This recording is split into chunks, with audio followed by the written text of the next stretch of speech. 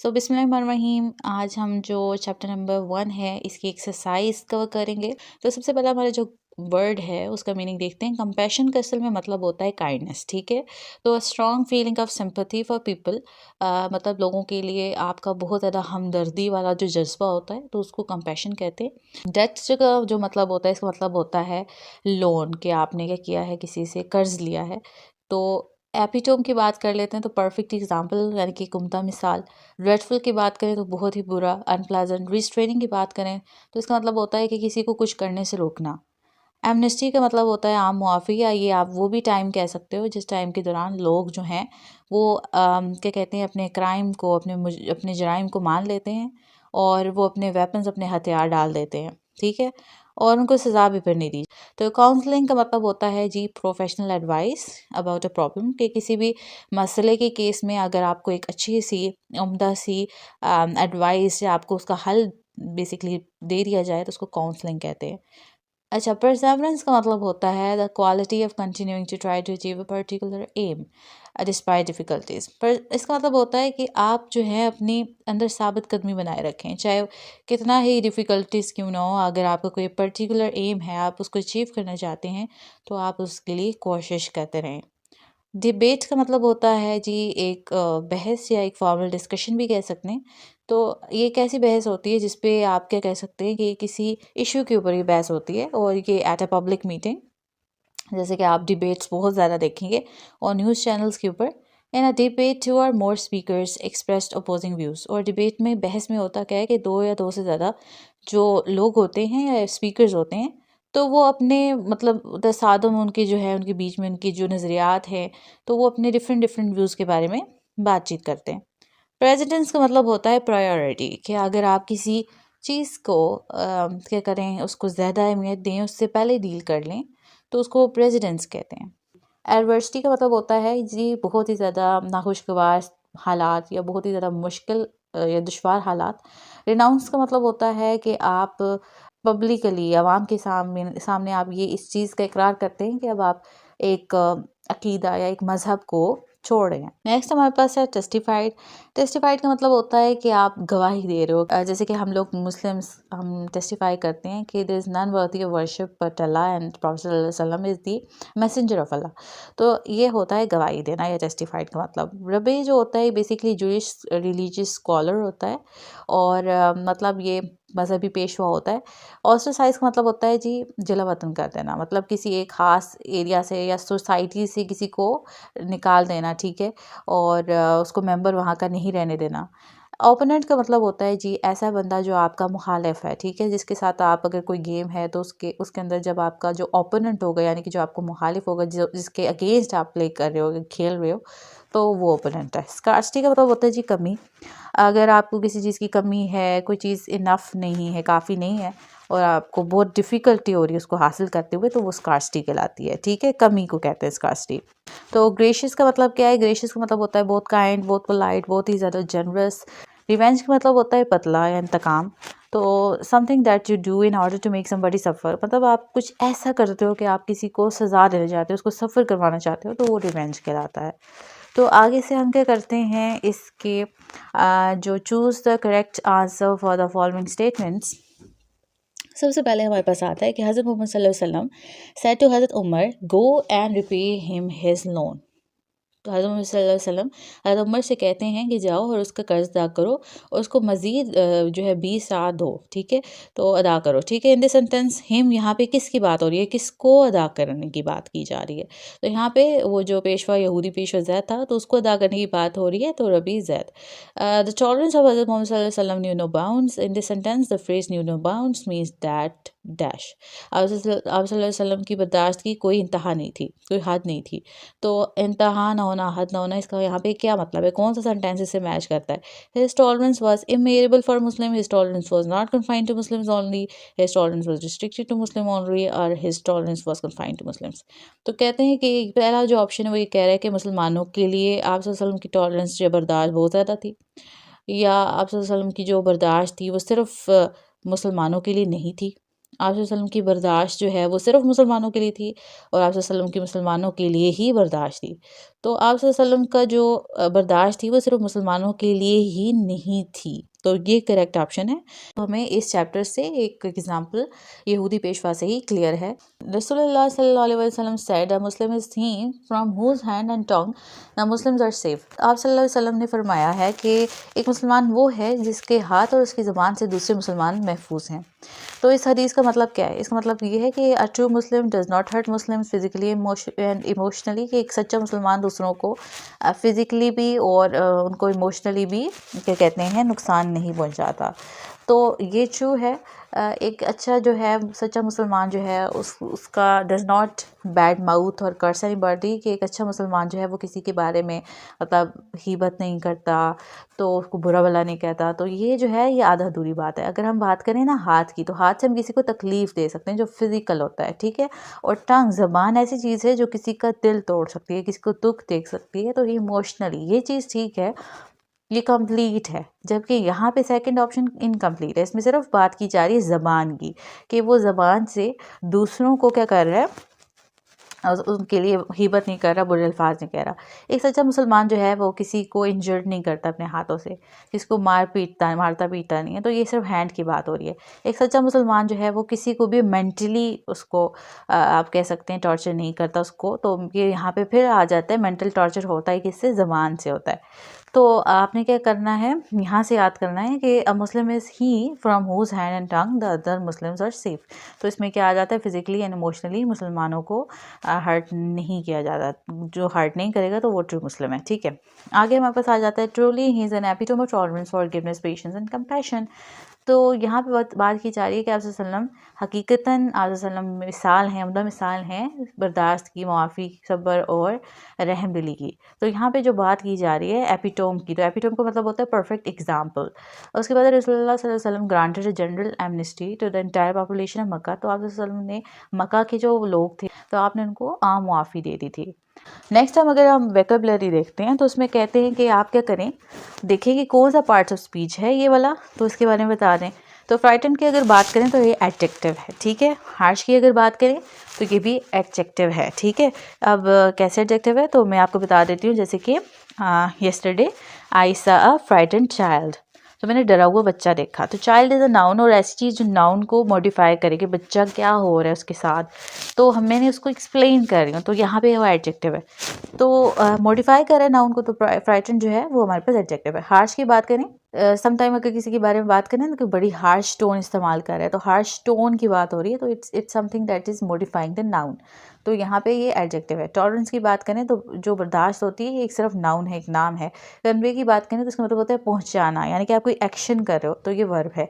Violence की अगर बात करें तशद्दुद, ये भी नाम है, तशद्दुद को ये नाउन में लिया जाएगा। रिवार्ड की बात करें तो ये भी हमारे पास नाउन भी है, वर्ब भी है, जिसके इनाम देना, नाउन वैसे इनाम को भी कहते हैं। ऑनेस्टी की बात करें तो ये हमारे पास होता है ईमानदारी को कहते हैं, तो it's a noun. And insult की बात करें तो बेइज्जती, तो बेइज्जती करना, तो ये सारा वर्ब में आ जाता है, लेकिन इंसल्ट को हम नाउन में भी लेंगे, बेइज्जती। अच्छा, consult a thesaurus and find out the synonym of the following words: truth, rude, sincere, fear, kindness, forgive, argument and spell। Basically कह रहे हैं कि आप डिक्शनरी में देखें और सिनोनिम्स ढूंढें। सिनोनिम्स ऐसे अल्फाज होते हैं बेसिकली जो कि बिल्कुल सेम टू सेम होते हैं, मतलब ऐसे ऐसे लफ्ज़ होता है, अगर मैं कोई और लफ्ज़ लाऊँ दोनों का मीनिंग सेम होगा, ठीक है, उनको सिनोनिम कहते हैं। और जो उलट होता है ना उसको एंटोनिम कहते हैं। अगर मैं ट्रुथ का उलट लेके आऊँ, सच का उलट झूठ होता है, लाए होता है, लेकिन यहाँ पे वो नहीं मांगा। उन्होंने कहा ऐसी चीज़ लाओ जो कि बिल्कुल इसका सेम हो। तो ट्रुथ का सेम वर्ड क्या हो सकता है? ट्रुथ का मतलब होता है सच, सच है, हकीकत। और इसी तरह फैक्ट का मतलब क्या होता है, वो भी ट्रूथ होता है या सच होता है। रूड की बात करो तो रूड बदतमीज़ को कहते हैं, इम्पोलाइट को भी रूड कहते हैं। सिंसियर की बात करो तो सिंसियर का लॉयल भी होता है, ठीक है।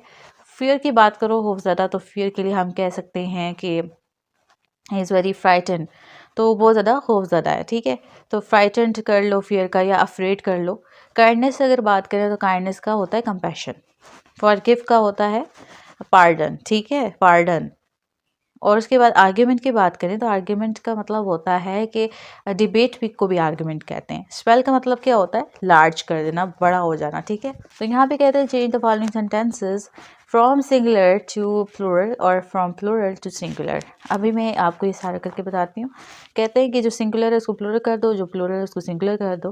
तो a book is a good friend, यहाँ पे क्या है, एक किताब की बात हो रही है और लेकिन अब ये सिंगुलर है तो इसको हम प्लूरल में चेंज करेंगे।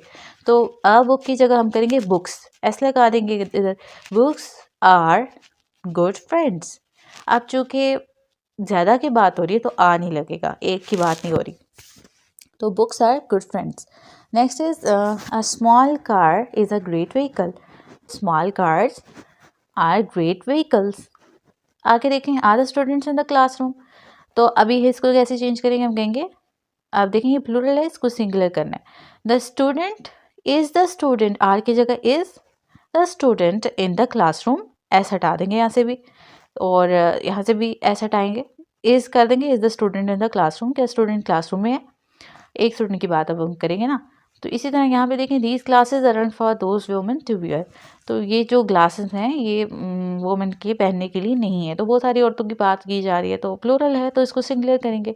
This glass isn't for this women to, women की जगह वुमेन हो जाएगा, ए आ जाएगा, to wear. The brush is under the chair, तो द ब्रश की बजाय हम कहेंगे brushes are under the chairs, तो ब्रशेस आर, इसकी जगह आर अंडर द चेयर्स, ठीक है। नेक्स्ट इज हमारे पास, हमने सेलेक्ट करना है कंक्रीट और एब्स्ट्रैक्ट नाउन को। तो बेसिकली कंक्रीट नाउन और एब्स्ट्रैक्ट नाउन कौन से नाउन होते हैं, तो कंक्रीट नाउन ऐसे नाउन होते हैं जो कि फिजिकली हम उनको टच कर सकते हैं, फील कर सकते हैं, लेकिन एब्स्ट्रैक्ट नाउन वो होते हैं जिनको हम नहीं फील कर सकते, मतलब उनको हम टच नहीं कर सकते, उनको देख नहीं सकते, ठीक है। जैसे कि लव, जैसे कि इंटेलिजेंस, जहानत को कोई नहीं देख सकता, लव को कोई नहीं देख सकता, किसी की लॉयलिटी को नहीं देख सकता, किसी की मतलब कितना वो वफादार है, पीस को कोई, अमन को कोई नहीं देख सकता, ठीक है। तो इसके बरक्स अगर हम देखें तो ये सारे के सारे एब्स्ट्रैक्ट हैं। इसके बरक्स अगर हम देखें, गर्ल, बुक, लैपटॉप और जो माउस, इन सबको सब देख सकते हैं, ठीक है, तो ये कंक्रीट है। नेक्स्ट है कि हमने काउंटेबल और अनकाउंटेबल नाउन्स को सिलेक्ट करना है, ठीक है। तो इसके लिए हम क्या करेंगे, देखें, coffee, T, boy, soap, table, car, honey and keyboard. तो अब कौन कौन सी चीज़ें जिसको हम काउंट कर सकते हैं, क्या हम कॉफ़ी को काउंट कर सकते हैं, नहीं काउंट कर सकते, टी को हम काउंट नहीं कर सकते, बॉयज़ को हम काउंट कर सकते हैं, सोप्स को हम काउंट कर सकते हैं कि कितने साबुन हैं, टेबल्स को हम काउंट कर सकते हैं, कार्स को हम काउंट कर सकते हैं, हनी को हम काउंट नहीं कर सकते और कीबोर्ड को भी हम काउंट कर सकते हैं, ठीक है। आगे हम देखते हैं, fill in the blanks with a noun, use each noun only one time. अब हमने क्या करना है, फिल इन द ब्लैंक्स में बेसिकली ये जो सूटेबल उसका वर्ड होगा वो ऐड करेंगे। I don't have much dash, it's just 2 small bags, कि मेरे पास ज़्यादा नहीं है, क्या नहीं है, मेरे पास सिर्फ 2 छोटे से थैले ही है, तो मेरे पास ज़्यादा सामान नहीं है, तो लगेज नहीं है। They are going to tell you, आज you want to know, they are going to give you lot of dash, वो तुम्हें सब कुछ बताएंगे, वो तुम्हें सारी की सारी मालूमात देंगे, तो they are going to give you lot of information. There is room for everybody to sit down, सबके बैठने के लिए जगह है, and there are lot of dash, सबके बैठने के लिए जगह है, बहुत सारी कुर्सियाँ हैं, there are lot of chairs. We have no dash, not even a bed or a table, हमारे पास कोई फर्नीचर नहीं है, ना हमारे पास बेड है, ना हमारे पास टेबल है। What is Arif look like, Arif कैसा दिख रहा है, he is got a long beard and a very short hairs, उसके बड़ी सी दाढ़ी है और बड़े छोटे बाल हैं। Complete the following sentences by using the following collective nouns. अब हम क्या करेंगे, कलेक्टिव नाउन्स को इस्तेमाल करेंगे। असल में कलेक्टिव नाउन्स होते क्या हैं, कलेक्शन से है ये कलेक्टिव, इसका मतलब है यहाँ पे हम ग्रुप्स की बात करने वाले हैं, ठीक है। तो हम क्या करेंगे, बहुत सारे ग्रुप्स को कुछ नाम दे देते हैं, ठीक है। जैसे बकरियाँ, भेड़ें जो होती हैं, सॉरी, उनका जो डेवर्ड होता है उसके लिए हर्ड का इस्तेमाल होता है, ठीक है। इसी तरह बहुत सारे चोर और इस तरह के डाकू होते हैं, उनके लिए गैंग का इस्तेमाल होता है। इसी तरह जो बहुत सारे परिंदे जा रहे होते हैं उनके लिए फ्लॉक का इस्तेमाल होता है। इसी तरह बहुत सारे कीड़े मकोड़े, ठीक है, जैसे मक्खियाँ और बाकी किस्म के टिड्डे वगैरह, लोकस्ट वगैरह होते हैं, तो उनके लिए स्वार्म का इस्तेमाल होता है। इसी तरह जो बहुत सारे फ्लावर्स होते हैं उनके लिए हम जो लफ्ज़ लगाते हैं वो होता है बोके, ठीक है, बुके। तो a swarm of locust attack the crops, तो अभी लोकस्ट को मैंने बताया ना, जो कीड़े होते हैं, तो उनके बहुत सारे झुमघट्टे को स्वार्म बोलते हैं, स्वार्म, ठीक है। A dash of birds, birds बहुत सारे परिंदे होते हैं, तो फ्लॉक उनके लिए इस्तेमाल होता है। इस तरह अगर हम फ्लावर्स की बात करें तो बॉकेट ऑफ फ्लावर्स। इसी तरह अगर हम बात करें शीप्स की, उनके लिए रेवड़ का इस्तेमाल होगा, हर्ड। इसी तरह जो थीव्स हैं उनके लिए गैंग का इस्तेमाल होगा, the gang of thieves have been has been arrested by the police. Next is हम लोगों ने कवर करना है, अगर हम एस लगाते हैं तो वर्ड के ऊपर क्या इफेक्ट पड़ता है। समटाइम एस लगाने से, ऐड करने से जो वर्ड होता है उसका मीनिंग ही बदल जाता है। तो यहाँ पे देखिए आर्म है, आर्म का मतलब है it's just a part of body, यानी कि बाजू की बात की जा रही है। और आर्म्स की बात होती है अगर, तो उसका मतलब होता है हथियार, वेपन। ग्लास की बात करो तो ये बस एक बर्तन है जिसमें हम पानी पीते हैं। और ग्लासेस की बात करो तो ये वो हैं जो चश्मे हैं हम आंखों के ऊपर पहनते हैं। कंटेंट की बात करो तो मेरा माइंड बड़ा ही पीसफुल है, मैं इस टाइम पे बहुत ही रिलैक्स स्टेट में हूँ। और कंटेंट्स की बात करो तो इसका मतलब होता है चीज़ें, बहुत सारी चीज़ें जो आपने क्या किया है, जिनको आपने किसी जगह पे शामिल किया है। लाइक अगर मैं आपको कहूँ, आपकी जो भी किताबें होती हैं उनकी स्टार्टिंग के अंदर टेबल ऑफ कंटेंट्स होते हैं ना, कि आप इस पूरी बुक के अंदर क्या क्या पढ़ने जा रहे हो। इस तरह स्पेक्टिकल की बात करें तो ये हमारे पास एक तमाशा होता है, ठीक है, एक ऐसी स्ट्राइकिंग परफॉर्मेंस होती है जिसकी वजह से वो लोगों को अपने इर्द गिर्द जमा करने पे मजबूर कर देती है। स्पेक्टिकल्स की बात करो तो ये भी हमारे पास, ये भी ग्लासेस के लिए हम वर्ड यूज़ कर लेते हैं। ओके, तो नेक्स्ट इज हमारे पास आ गया है एक एक्टिविटी। इसमें हमने क्या करना है, नाउन फ्रेज जो भी होंगे हम उनको पिक आउट करेंगे। तो नाउन फ्रेज होते क्या हैं, एक नाउन फ्रेज ऐसा ग्रुप ऑफ वर्ड होता है जो कि हमारे पास एक नाउन की तरह से एक्ट कर होता है एक सेंटेंस के अंदर, ठीक है। सबसे पहले अगर तुम देखो तो spring time is the most beautiful, कि जो स्प्रिंग टाइम है ना, क्या सबसे ज़्यादा ब्यूटीफुल है, क्या अच्छा है, स्प्रिंग टाइम सबसे अच्छा है। Pick out the noun phrases from the following sentences. I expect our team to win. मैं ये एक्सपेक्ट कर रहा हूँ कि हमारी टीम जीत जाएगी। तो मैं क्या एक्सपेक्ट कर रहा हूँ, कौन जीत जाएगा, अवर टीम जो है हमारी टीम जीत जाएगी। Do you know his age, तुम्हें मालूम है, क्या मालूम है, हिज एज उसकी उम्र। तो यहाँ पे our team, his age, your coming possesses a problem for us. तो क्या हमारे लिए एक मुसीबत खड़ी कर देगा, यूर कमिंग, तुम्हारा आना। His parents hope for his success, उसके पेरेंट्स ने क्या उम्मीद की, उसकी कामयाबी की उम्मीद की। तो हिज सक्सेस यहाँ पे एक नाउन फ्रेज है। She would not admit her guilt, वो नहीं तस्लीम करेगी, क्या नहीं तस्लीम करेगी, हर गिल्ट, अपनी गलती, ठीक है। तो अगर आपको ये वीडियो पसंद आई हो तो आप इसे लाइक कीजिए और चैनल को सब्सक्राइब कीजिए। अल्लाह हाफिज़।